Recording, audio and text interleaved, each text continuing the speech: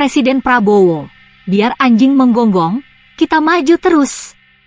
Sejak dilantik sebagai Presiden Republik Indonesia pada Oktober 2024, Prabowo Subianto tak pernah lepas dari sorotan tajam.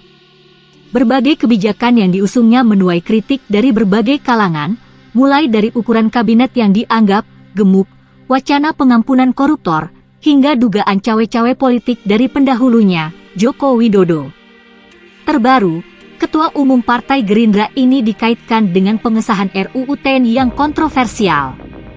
Di tengah badai kritik itu, pada 20 Maret 2025, saat meresmikan kawasan ekonomi khusus, KEK, Industropolis Batang di Jawa Tengah, Prabowo melontarkan pernyataan tegas. Masa depan kita gemilang dan cerah walaupun ada sedikit usaha-usaha entah dari mana untuk selalu menurunkan semangat dan masa depan. Saya tegaskan di sini tidak benar dan kita akan maju terus, biar anjing menggonggong, kita akan maju terus. Koar-koar ini langsung menjadi perbincangan hangat, apa maknanya di balik gelombang kritik yang sedang menerpanya? Kebijakan kontroversial dan kritik bertubi-tubi. Pemerintahan Prabowo baru berjalan beberapa bulan, tetapi isu-isu panas sudah bermunculan. Pertama, pembentukan kabinet dengan 44 menteri dan puluhan wakil menteri dikritik sebagai pemborosan anggaran dan akomodasi politik berlebihan. Banyak pihak, termasuk akademisi dan aktivis, mempertanyakan efisiensi birokrasi di bawah kepemimpinannya. Kedua, wacana revisi UU KPK dan kemungkinan pengampunan bagi koruptor memicu kemarahan publik, terutama dari kalangan pegiat anti korupsi yang melihatnya sebagai langkah mundur dalam pemberantasan korupsi.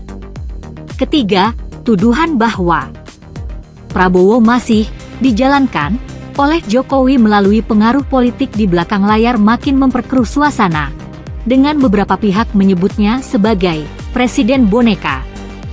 Kritik ini tidak hanya datang dari oposisi atau masyarakat sipil, tetapi juga dari media dan pengguna media sosial. Di platform X, tagar seperti Kabinet Gemuk dan Prabowo Dikte Jokowi sempat trending, mencerminkan ketidakpuasan publik terhadap langkah awal pemerintahannya.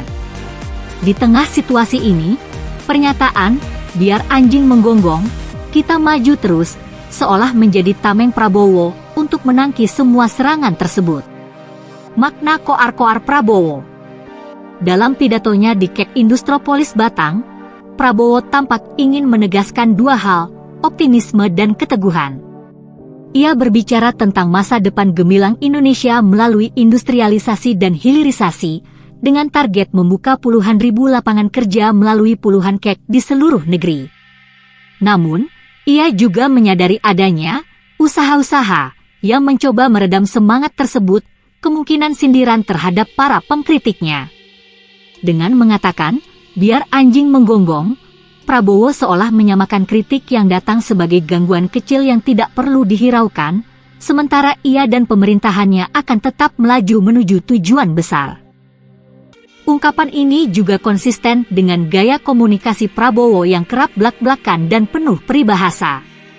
Ia pernah menggunakan kalimat serupa di masa lalu untuk menyindir lawan politik atau menunjukkan sikap pantang menyerah. Kali ini, pernyataan itu bisa dilihat sebagai deklarasi bahwa ia tidak akan terpengaruh oleh kebisingan kritik dan tetap fokus pada agenda pembangunan.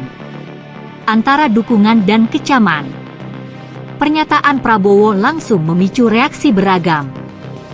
Pendukungnya memuji sikap tegas tersebut sebagai bukti kepemimpinan yang kuat. Ini baru presiden, gak takut kritik, maju terus buat rakyat, tulis seorang pengguna X.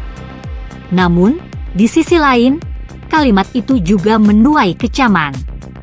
Sejumlah pihak menilai penggunaan frasa anjing menggonggong kurang tepat untuk seorang kepala negara, apalagi dalam konteks menanggapi kritik yang sebenarnya merupakan bagian dari demokrasi.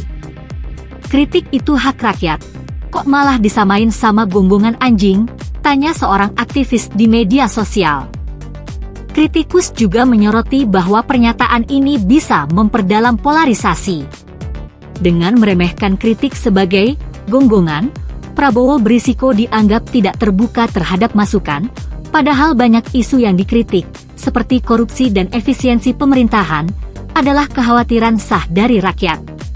Di sisi lain, pendukungnya justru melihat ini sebagai bentuk keberanian melawan narasi negatif yang sengaja dibangun untuk melemahkan pemerintahannya. Strategi atau sekedar emosi? Apakah biar anjing menggonggong, kita maju terus, adalah strategi matang atau sekedar luapan emosi?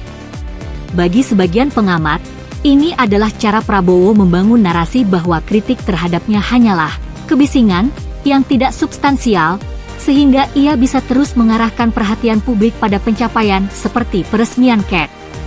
Namun, bagi yang lain, pernyataan ini menunjukkan kurangnya kesabaran dalam menghadapi dinamika politik yang wajar di awal masa jabatan. Di tengah kritik sana-sini, Prabowo tampaknya memilih jalur konfrontatif ketimbang dialogis.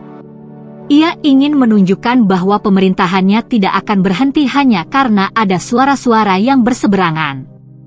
Namun, pendekatan ini juga membawa risiko, jika kebijakan yang dikritik tidak segera diperbaiki atau terbukti bermasalah, gonggongan itu bisa berubah menjadi tantangan yang lebih serius.